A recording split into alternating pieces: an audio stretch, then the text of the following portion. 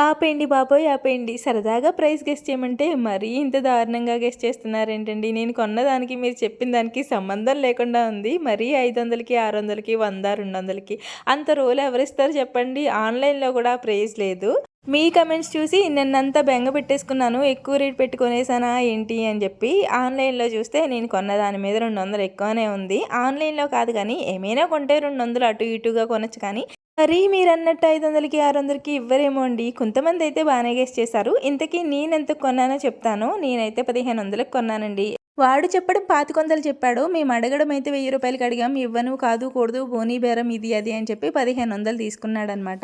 ఇంకా చేసేదేం లేదు. ఎక్కువ రేటు పెట్టి కొన్నా. కాకపోతే కొన్నందుకు దీనికి న్యాయం చేయాలి. వారానికి 2 సార్లన్నా యూజ్ చేయాలని చెప్పి మా ఆయన అంటున్నారు. ఇంక నేనైతే దీన్ని సీజనింగ్ చేశాననమాట. ఫస్ట్ అయితే కొబ్బరి పీచు పెట్టేసి శుభ్రంగా తోమేసుకున్నాను. తర్వాత నానబెట్టిన బియ్యాన్ని మెత్తగా రుబ్బేసుకున్నాను. నలుపంతా పోయింది. ఇక నుంచి వాడేయడమే. రోజుకో రకం రోటి పచ్చడితో మీ ముందుకొస్తాను. మీరైతే ప్లీజ్ వీడియోని లైక్ చేయండి. బాయ్.